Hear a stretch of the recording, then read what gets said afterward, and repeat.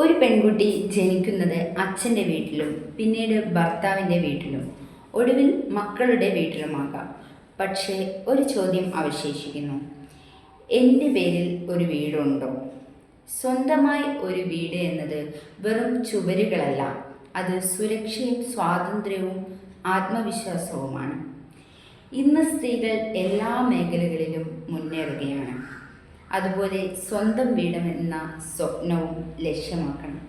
ചെറിയ സമ്പാദ്യങ്ങൾ പോലും വലിയ നേട്ടങ്ങൾക്ക് വഴിയൊരുക്കും. മറ്റുള്ളവരുടെ വീടുകളിൽ മാത്രം ജീവിതം ഒതുക്കരുത്. നിങ്ങളുടെ പേരിൽ നിങ്ങളുടെ അഭിമാനമായി ഒരു വീട് സ്വന്തമാക്കൂ.